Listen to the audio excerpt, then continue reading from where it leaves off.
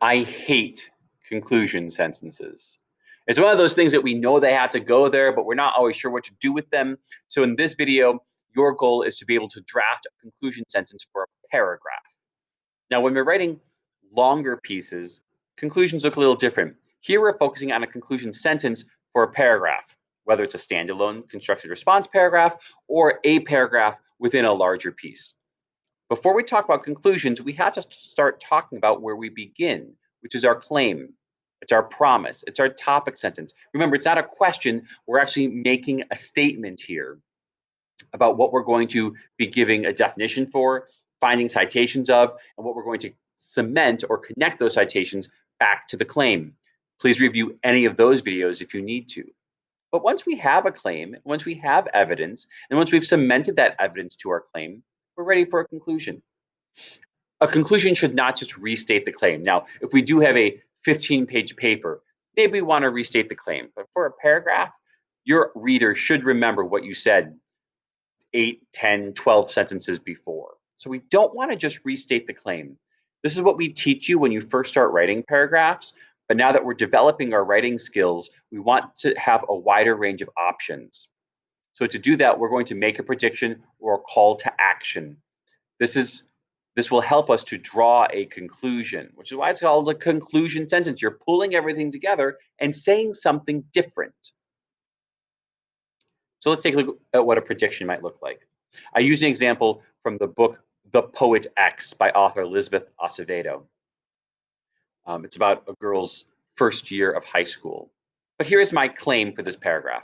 Author Elizabeth Acevedo's methods of characterization in The Poet X focuses on Ciamaro's physical features. My prompt asked me to analyze methods of characterization, so I made sure I mentioned it in my claim. And I decided to focus just on what a character looks like. I didn't use any other method, just focusing here. So I would have given examples word for word from the story that are what a character looks like, and I would have connected that to my claim by talking about what it is that she looks like. What does that tell us about her? And when I get to the bottom of my paragraph, I need a conclusion sentence. So this conclusion sentence says, based on the focus on Ciamaro's body, I think she'll have a conflict when a boy tries to hit on her. There's a lot of focus on her physical features as a teenage girl, so I'm pretty sure that's setting us up for trouble. It's only based on the beginning of the book, so I'll have to continue reading to find out.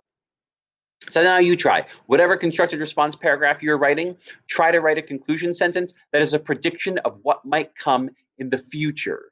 After you've looked at this, what can you predict in the future? Once you're done, unpause and then join me again. A second attempt, other than a prediction, is a call to action. It is asking us to do something or to think of the world differently based on what we've read in our fiction or nonfiction piece that we're analyzing. So here I'm using the book Red Rising, a futuristic dystopian story where a character fights against the government. Here's my claim. Darrow fights an external conflict with the government in Red Rising, which changes his personality into a harsh one. Notice I did italicize the title because it's a novel, so it's in italics, not in quotes. I'm clearly talking about external conflict and his personality or characterization, so my prompt must have asked me how conflict impacts a character.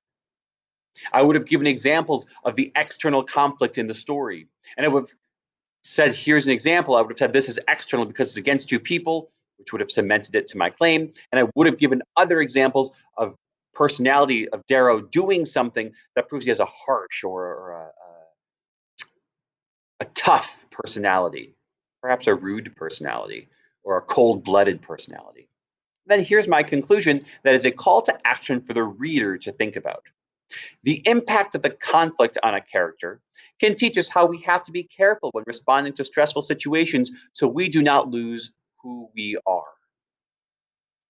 The character threatens to become too changed by this. So our conclusion for a reader is that we don't want to become like Darrow. Darrow becomes a negative example for us. So now we'd like for you to try writing a call to action. What should your reader do, or how should they view the world differently after reading your examples?